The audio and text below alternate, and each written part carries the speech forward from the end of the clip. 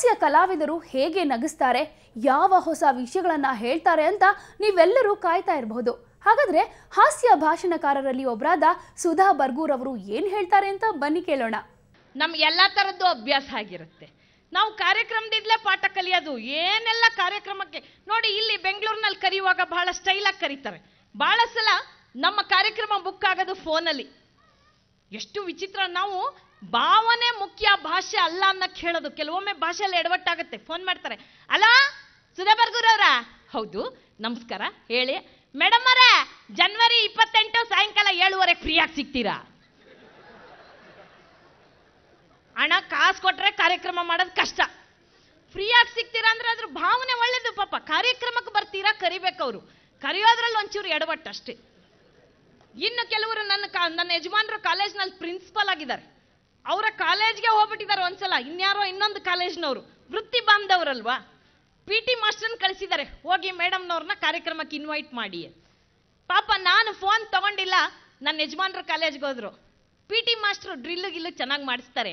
ಮಾತಾಡುವಾಗ ಒಂಚೂರು ಎಡವಟ್ಟು ಪಾಪ. ಸರ್ ನಮಸ್ಕಾರ ಸರ್. ಹಾಂ ನಮಸ್ಕಾರ. ನೀವು ಸುಧಾ ಬರ್ಗೂರ್ ಅವ್ರ ಯಜಮಾನ್ರ ಸರ್? ಹೌದಪ್ಪ ನಾನೇ. ಸರ್ ಸೆಕ್ರೆಟರಿಗಳು ಹೇಳವ್ರೆ, ಹೆಂಗಾರು ಮಾಡಿ ಮೇಡಮ್ ಅವ್ರನ್ನ 28ನೇ ತಾರೀಕಿಗೆ ಬುಕ್ ಮಾಡ್ಕೊಂಡ್ ಬಂದ್ಬಿಡಿ ಅಂತ. ನಮ್ಮ ಮನೆಯವ್ರು ನನಗೆ ಫೋನ್ ಮಾಡಿದ್ರು, ನೋಡಿ ಇಲ್ಲೊಬ್ಬ ಬಂದಿದ್ದಾನೆ, ಹೆಂಗ್ ಮಾತಾಡ್ತಾನೆ ಕೇಳಿಸ್ಕೊ. ನೀವು ನಕ್ಕೊಂಡಿರ್ಬೇಕು ಅಂದ್ರೆ ಮನೆಯಲ್ಲೇ ಎಷ್ಟೊಂದು ತಮಾಷೆಯಾಗಿರುತ್ತಲ್ವಾ. ನೋಡೋ ಪ್ರಸಂಗಗಳಿದೆಯಲ್ಲ, ನಾವು ಹಾಸ್ಯ ಮಾತನಾಡೋರು ಅದಕ್ಕೊಂದು ವಿಭಿನ್ನ ದೃಷ್ಟಿಕೋನ ಹಾಕೊಂಡು ನೋಡ್ತೀವಿ, ಬೇಕಾದಷ್ಟು ಪ್ರಸಂಗ ಸಿಗುತ್ತೆ. ಹೋದ ವರ್ಷ ನನ್ನನ್ನು ಕರ್ನಾಟಕ ರಾಜ್ಯೋತ್ಸವದ ಸಮಾರಂಭಕ್ಕೆ ರಾಯಬಾಗ್ ಹತ್ರ ಉತ್ತರ ಕರ್ನಾಟಕದಲ್ಲಿ ಒಂದು ಸಣ್ಣ ಹಳ್ಳಿಗೆ ಕರೆಸಿದ್ರು. ಉತ್ತರ ಕರ್ನಾಟಕ ಮಂದಿ ಅದಿರೇನಪ್ಪ? ಶರಣ್ರಿ ಅಪ್ಪ, ಹೊಡೆರಿ ಚಪ್ಪಾಳೆ. ಆ ಕಾರ್ಯಕ್ರಮದಲ್ಲಿ ಒಂದಿಷ್ಟು ಉತ್ಪ್ರೇಕ್ಷೆ ಇಲ್ಲದೆ ಹೇಳ್ತಾ ಇದ್ದೀನಿ, ತುಂಬಾ ಸಣ್ಣ ಹಳ್ಳಿ ಅದು. ಆ ಊರಿನ ಹೆಣ್ಮಕ್ಳು ಬದುಕು ಇವತ್ತಿಗೂ ಅಡಿಗೆ ಮನೆಗೆ ಸೀಮಿತ. ಅಂದ್ರೆ ಅವರು ತಮ್ಮೊಬ್ರು ಅಷ್ಟೇ, ಅವ್ರಿಗೆ ಹೊರಗಡೆ ಜಗತ್ತೇ ಗೊತ್ತಿಲ್ವಂತೆ. ಅವತ್ತು ನನ್ನನ್ನ ಕರೆಸಿದ್ದಾರೆ. 2,500 ಮಹಿಳೆಯರು ಬಂದಿದ್ರು ಆ ಕಾರ್ಯಕ್ರಮಕ್ಕೆ. ಚಪ್ಪಾಳೆ. ಕಾಲ ಕೆಟ್ಟೋಗಿದೆ, ನಾವೇ ಕೇಳಿ ಬಡಿಸ್ಕೋಬೇಕು. ಬಲಗಡೆ ಎಲ್ಲ ಹೆಣ್ಮಕ್ಳು ಕೂತ್ರು, ಎಡಗಡೆ ಎಲ್ಲ ಗಂಡು ಮಕ್ಕಳು ಕೂತ್ರು, ಒಂದಷ್ಟು ಜನ ನಿಂತಿದ್ರು. ನಿರೂಪಣೆ ಮಾಡೋನು ನನಗಿಂತ ಜಾಸ್ತಿ ಬಣ್ಣ ಹಚ್ಕೊಂಡ್ ಬಂದಿದ್ದ. ಖುಷಿ, ಫಸ್ಟ್ ಟೈಮ್ ಗ್ಲಾಮರ್ ನೋಡ್ತಾ ಇದ್ದಾನ ಅವನು. ನಮಸ್ಕಾರ ರೀ ಅಪ್ಪ, ನಮಗ್ ಗೊತ್ತದ್ರಿ, ನಾವು ನಮ್ಮೂರಾಗ 10 ವರ್ಷದಿಂದ ಕಾರ್ಯಕ್ರಮ ಮಾಡಕ್ ಹತ್ತೀವಿ, ಯಾವುದಕ್ಕೂ ನಮ್ಮ ಹೆಣ್ಮಕ್ಳು ಬರವಲ್ರು. ಒಟ್ಟ ಅಡ್ಗೆ ಮನೆಯಾಗ ರೊಟ್ಟಿ ಬಡ್ಕೋತ್ ಕುಂಡಿರ್ತಾರ. ಇವತ್ತು ಯಾಕೆ ಬಂದಿರ್ ಹೇಳ್ರಲ್ಲ, ಸುಧಾ ಬರ್ಗೂರ್ ಅವ್ರ ಸಲುವಾಗಿ ಹೌದಿಲ್ಲ ಅಂದ. ಎಲ್ಲ ಹೆಣ್ಮಕ್ಳು ಚಪ್ಪಾಳೆ ತಟ್ಟಿದ್ರು. ಹೀಗಂದೆ ನಾನು ಸ್ಟೇಜಿಂದ ಅಕ್ನಾಲೆಡ್ಜ್ ಮಾಡಿಕೊಂಡೆ. ಅವರ ಚಪ್ಪಾಳೆಯನ್ನ ನಾನು ರಿಸೀವ್ ಮಾಡಿದೆ. ಹೀಗಂದೆ, ಪುಣ್ಯಾತ್ಮ ಅಲ್ಲಿಗೆ ನಿಲ್ಲಿಸ್ಬೇಕು ತಾನೆ. ಈ ಕಡೆ ಬರೇ ನಮ್ಮೂರ್ ಗಂಡಸ್ ಮಕ್ಕಳೇ ಅಲ್ರಿ, 10 ಹಳ್ಳಿ ಗಂಡಸ್ ಮಕ್ಕಳು ಬಂದಾರ್ರಿ, ಯಾಕೆ ಹೇಳ್ರಿ ಸುಧಾ ಬರ್ಗೂರ್ ಅವ್ರ ಸಲುವಾಗಿ ಹೋದಿಲ್ಲ ಅಂದ.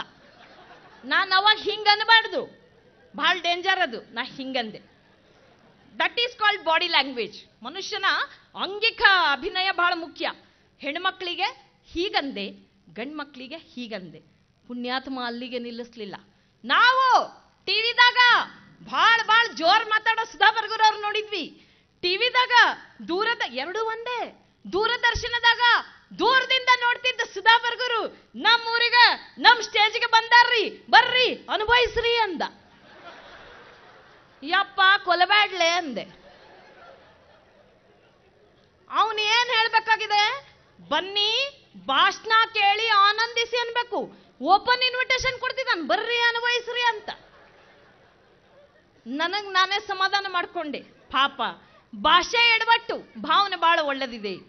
ನಮ್ಗೆ ಉತ್ತರ ಕರ್ನಾಟಕ ಮಂದಿ ಬಗ್ಗೆ ಯಾಕೆ ಬಹಳ ಪ್ರೀತಿ ಅಂದ್ರೆ, ನಮ್ಮಂತ ಕಲಾವಿದರನ್ನ ಇವತ್ತು ನಾವು ಜಗತ್ ಪ್ರಸಿದ್ಧಿಯನ್ನ ಪಡೆದಿದ್ರೆ ಬಹಳಷ್ಟು ಕರೆಸಿ ಪ್ರೋತ್ಸಾಹಿಸಿರೋರು ಉತ್ತರ ಕರ್ನಾಟಕ ಮಂದಿ. ಆ ಕೃತಜ್ಞತೆ ಯಾವತ್ತೂ ನಮಗಿದೆ. ಹಂಗಂತ ನಮ್ಮ ಬೆಂಗಳೂರು ಮಂದಿ ಈ ಕಡೆ ಅವ್ರು ಕರೆಸಿಲ್ಲ ಅಂತಲ್ಲ, ಆದ್ರೆ ಉತ್ತರ ಕರ್ನಾಟಕದವರ ನಗು ಇದೆಯಲ್ಲ, ಅದು ಬಹಳ ಅದ್ದೂರಿಯಾದ್ದು, ಮನಸ್ಸಿಗೆ ಹೃದಯಕ್ಕೆ ಆನಂದ ಕೊಡುವಂಥದ್ದು. ಅಂಥದ್ದೇ ವಿಭಿನ್ನ ಅನುಭವಗಳು ಕಾರ್ಯಕ್ರಮಕ್ಕೆ ಹೋದಾಗಲೇ ನನಗಾಯ್ತು. ನಾನು ಯಾಕೆ ಮಕ್ಕಳ ವಿಚಾರದಿಂದ ಪ್ರಾರಂಭ ಮಾಡಬೇಕು ಅಂತ ಬಯಸ್ತೀನಿ ಅಂದ್ರೆ, ನನ್ನ ಹೃದಯಕ್ಕೆ ತುಂಬಾ ಹತ್ರ ಆದವ್ರ ಮಕ್ಕಳು. ಮತ್ತೆ ನಾವೆಲ್ಲ ಬೆಂಗಳೂರಿನಂತ ನಗರದಲ್ಲಿ ಹುಟ್ಟು ಬೆಳೆದವರಲ್ಲ. ನಾನು ಓದಿದ್ದು ಹಳ್ಳಿಲಿ ಕನ್ನಡ ಮಾಧ್ಯಮದಲ್ಲಿ ಸರ್ಕಾರಿ ಶಾಲೆಯಲ್ಲಿ 1ನೇ ಕ್ಲಾಸಿಂದ 10ನೇ ಕ್ಲಾಸ್ವರೆಗೂ. ಚಪ್ಪಾಳೆ. ನಾವು 5ನೇ ಕ್ಲಾಸಲ್ಲಿ ಬಿಗ್ ಲೆಟರ್ ABCD ಕಲ್ತವರು. 6ನೇ ಕ್ಲಾಸಿಗೆ ಕ್ಲಾಸಿಗೆ ಬಂದ ಮೇಲೆ ಸ್ಮಾಲ್ ಲೆಟರ್ ABCD ಕಲ್ತ್ವಿ. ನಮ್ಮ ಮೇಷ್ಟ್ರು ಇನ್ಸ್ಪೆಕ್ಟರ್ ಬಂದಾಗ ಕೇಳೋರು, ಸುಧಾ ಬಾಯಲ್ಲಿ ನಾಳೆ ಅನ್ನಕ್ಕೆ ಏನಂತಾರಮ್ಮ ಇಂಗ್ಲಿಷಲ್ಲಿ? Sir tomorrow. Good, very good. ನಾಡಿದ್ದು ಟುಮಾರೋ. ನಾಳೆ ಎಳೆದು ಬಿಟ್ರೆ ನಾಡಿದ್ದಾಗತ್ತೆ ಅನ್ಕೊಂಡಿದ್ವಿ. ಪಾಪ ಅವರು ಹಳ್ಳಿ ಮೇಷ್ಟ್ರು ವೆರಿ ಗುಡ್ ಅನ್ನೋರು, ಇನ್ಸ್ಪೆಕ್ಟ್ರು ಗುಡ್ ಅನ್ನೋರು. ಈ ಕೆಲಸ ಆಗತ್ತೆ ಹೇಳಮ್ಮ ಇಂಗ್ಲಿಷಲ್ಲಿ? ಸಾರ್ ಡನ್ನು. ಹಾಗೆ ಆಗತ್ತೆ ದಂಡನ್ ದಂಡನ್. ಹಿಂಗೆಲ್ಲ ಇಂಗ್ಲಿಷ್ ಕಲ್ತ ಸುಧಾ ಬರ್ಗೂರೇ 14 ದೇಶಕ್ಕೆ ಹೋಗಿ ಕಾರ್ಯಕ್ರಮ ಮಾಡಿ ಬಂದಿದ್ದೀವಿ ಅಂದ್ರೆ ನಮ್ಮ ಮಕ್ಕಳ ಕೈಲಿ ಸಾಧ್ಯ ಇಲ್ವಾ ಬಂಧುಗಳೇ? Nothing is impossible. ಸ್ಪೆಷಲಿ ಹೆಣ್ಮಕ್ಳಿಗೆ ನಾನು ಹೇಳೋಕೆ ಇಷ್ಟಪಡ್ತೀನಿ, ಹೆಣ್ಣಾಗಿ ಹುಟ್ಟಿದ್ದಕ್ಕೆ ಹೆಮ್ಮೆ ಪಡೋಣ, ಮುಂದಿನ ಜನ್ಮ ಇದ್ರೆ ಹೆಣ್ಣಾಗೆ ಹುಟ್ಟಿಸು ದೇವ್ರೆ ಅಂತ ಕೇಳ್ಕೊಳ್ಳೋಣ. ಇಲ್ಲಿರೋ ಯಾವ ಗಂಡ್ಮಕ್ಳನ್ನ ಬೇಕಾದ್ರೂ ಕೇಳಿ, ಅವ್ರು 10,000 ರೂಪಾಯಿ ಶರ್ಟು 5,000 ರೂಪಾಯಿ ಪ್ಯಾಂಟ್ ಹಾಕೊಂಡಿರ್ತಾರೆ, ಯಾರಿಗೂ ಗೊತ್ತಾಗಲ್ಲ. ನಾವೊಂದು 500 ರೂಪಾಯಿ ಸೀರೆ ಉಟ್ಕೊಳ್ಳಿ, ಅದ್ರ ಝಲಕ್ಕೆ ಬೇರೆ. ಬಳೆ ಸದ್ದಿದ್ದಲ್ಲೇ ಕಳೆ ಇರುತ್ತೆ ಅಂತ ಭಾವಿಸಿದ್ದೀನಿ. ಅದಕ್ಕೆ ಹೆಣ್ಣುಗಳಿಗೆ, ವಿಶೇಷವಾಗಿ ನಮ್ಮ ಸೋದರಿಯರಿಗೆ ನನ್ನ ಕಡೆಯಿಂದ ಅಭಿನಂದನೆ ಸಲ್ಲಿಸ್ತೀನಿ. ಹೊಡಿರಿ ಚಪ್ಪಾಳೆ. ಆದ್ರೆ ಈ ಹೆಣ್ಮಕ್ಳು ಬಹಳ ತಲೆ ಕೆಡಿಸ್ಕೊಳ್ಳೋದು ನಮ್ಮ ಮಕ್ಕಳ ಮಾರ್ಕ್ಸ್ ಕಾರ್ಡ್ ವಿಚಾರದಲ್ಲಿ. ಏನ್ ಟೆನ್ಷನ್ನು. ನಾನು ಅಪ್ಪಂದ್ರದ್ದು ನಡವಳಿಕೆ ನೋಡಿದ್ದೀನಿ, ಅಮ್ಮಂದ್ರದ್ದು ನೋಡಿದ್ದೀನಿ. ಅಪ್ಪಂದ್ರು ಮಕ್ಕಳ ಮಾರ್ಕ್ಸ್ ಕಾರ್ಡ್ ಬಗ್ಗೆ ತಲೆ ಕೆಡಿಸ್ಕೊಳ್ಳಲ್ಲ. ಮಕ್ಕಳ ಮಾರ್ಕ್ಸ್ ಕಾರ್ಡ್ ಬಂದ್ಕೊಳ್ಳೆ, ರೀ ನಿಮ್ಮ ಮಗನ ಮಾರ್ಕ್ಸ್ ನೋಡಿದ್ರ? ಇರ್ಲಿ ಬಿಡೆ, ಅವನಿಗೆ ಗೊತ್ತಲ್ಲ ಅವನು ಒರಿಜಿನಲ್ ಮಾರ್ಕ್ಸು, ಫ್ಲಾಶ್ ಬ್ಯಾಕ್ ನೆನಪಿರುತ್ತೆ, ಹೇಳಲ್ಲ ಅಷ್ಟೇ ಅವನು. ಅಮ್ಮಂದ್ರ ಹಂಗಲ್ಲ, ಎಲ್ಲ ಅಮ್ಮಂದ್ರಿಗೂ ಅವ್ರ ಮಕ್ಕಳೇ ಫಸ್ಟ್ ರ್ಯಾಂಕ್ ಬರಬೇಕು. ಇದ್ರ ಹಿಂದಿರೋದು ತಾಯಿ ಕರಳಷ್ಟೇ. ನಾವು ಜೀವನದಲ್ಲಿ ಏನು ಸಾಧಿಸಕ್ಕಾಗಿಲ್ಲ, ನಮ್ಮ ಮಕ್ಕಳು ಸಾಧಿಸ್ಲಿ ಅನ್ನೋ ಕರಳು. ಆದ್ರೆ ಇಷ್ಟೆಲ್ಲ ತಲೆ ಕೆಡ್ಸ್ಕೊತಿರಲ್ಲ ನನ್ನ ಸೋದರಿಯರೇ. ಮದುವೆ ಆಗುವಾಗ ಯಜಮಾನ್ರುಗಳ ಮಾರ್ಕ್ಸ್ ಕಾರ್ಡ್ ನೋಡಿದ್ರೇನು?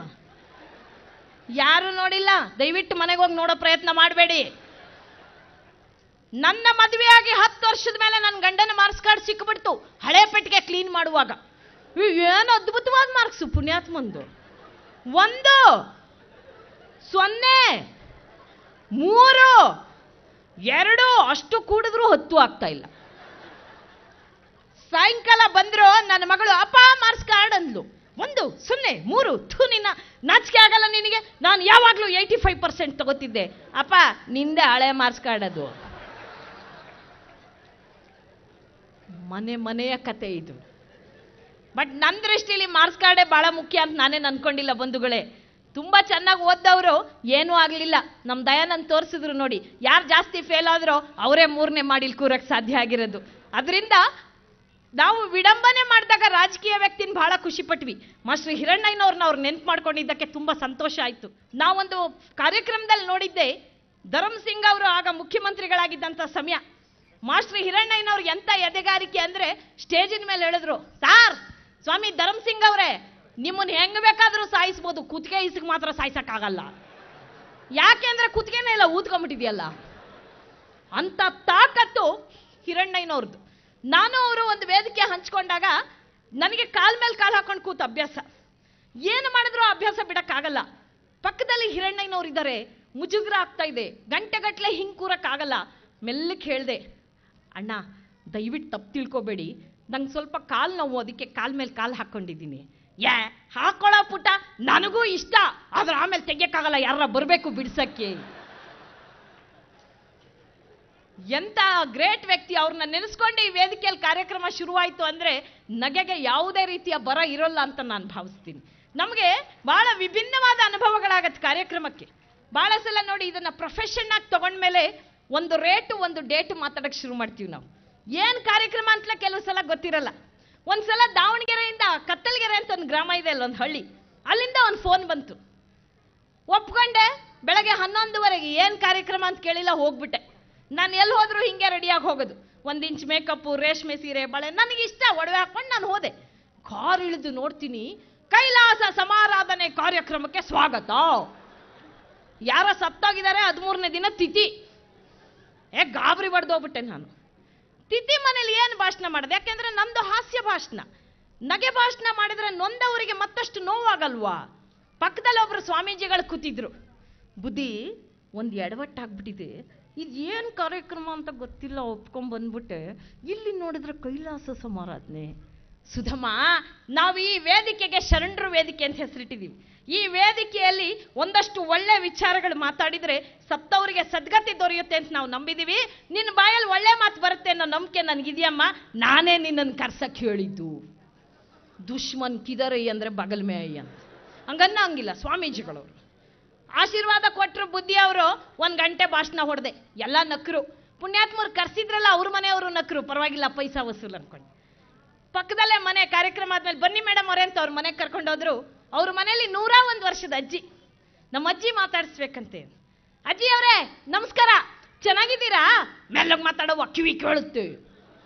101, ನಮಗಿಂತ ಕಿವಿ ಚುರುಕಿದೆ, ಬಾಯಲ್ಲಿ ನಮಗಿಂತ ಜಾಸ್ತಿ ಒರಿಜಿನಲ್ ಹಲ್ಲಿದೆ. ಬಹಳ ಖುಷಿ ಆಯ್ತು. ವಾರವ ಇಲ್ಲಿ ಹತ್ರ ಕರೆದ್ರು, ನನ್ನ ತಲೆ ಸೋರಿದ್ರು. ಅಯ್ಯೋ ನನ್ನ ತಾಯಿ, ಅದು ಯಾವ ತಾಯಿ ಎತ್ತು ಮಗಳೋ ಏನೋ ಕಣವ್ವ. ಅಲ್ಲವ ನೀನು ಮಾತಾಡುವಾಗ ಉಸಿರ ಬಿಡಕ್ಕಿಲ್ಲಲ್ಲ, ಅದು ಯಾವಾಗ ಉಸಿರಾಡ್ತಿ ಅಂತ ಗೊತ್ತಾಗಕ್ಕಿಲ್ಲವ.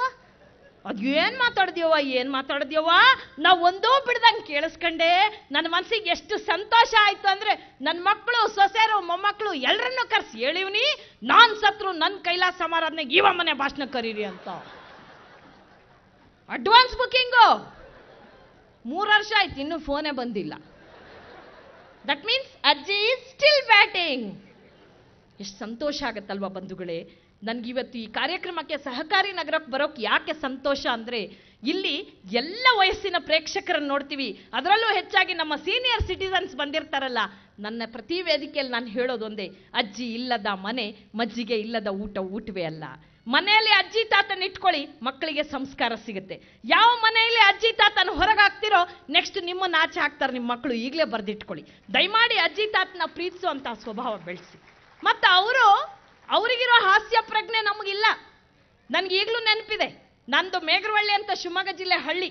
ಒಂದು ದಿವಸ ರಾತ್ರಿ 10:00 ಹೋದೆ ಪ್ರೋಗ್ರಾಮ್ ಮುಗಿಸಿ ಮೇಘರವಳ್ಳಿಗೆ. ನಮ್ಮ ಅಜ್ಜಿ ಗೇಟ್ ತೊಗೊಂಡು ಹೊರಗೆ ಬರ್ತಾ ಇದ್ಲು, ನಾನು ಪಾತ್ರೆ ತೊಗೊಂಡು ಹೊರಗೆ ಬರ್ತಾ ಇದ್ರು, ನಾನು ಗೇಟ್ ತೆಗಿತಿದ್ದೆ.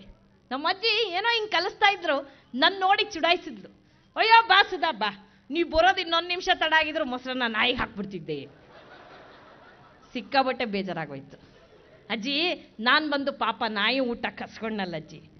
ನೀವು ಊಟ ಮಾಡೆ, ಆಮೇಲೆ ನಾಯಿಗೆ ಬಿಸಿ ಬಿಸಿಯಾಗಿ ಮಾಡಾಕಿದ್ರು ಆಯ್ತು. ಅಬ್ಬಾ, ನಕ್ಕು ನಕ್ಕು ಸುಸ್ತಾಯ್ತಲ್ವಾ? ಹೀಗೆ ಜೀವನದಲ್ಲಿ ನಗ್ತಾ ಇರಿ. ಇದು ಈ ಹೊತ್ತಿನ ವಿಶೇಷ. ನೇರ ದಿಟ್ಟ ನಿರಂತರ ಸುದ್ದಿಗಾಗಿ ನೋಡ್ತಾ ಇರಿ ಸುವರ್ಣ ನ್ಯೂಸ್.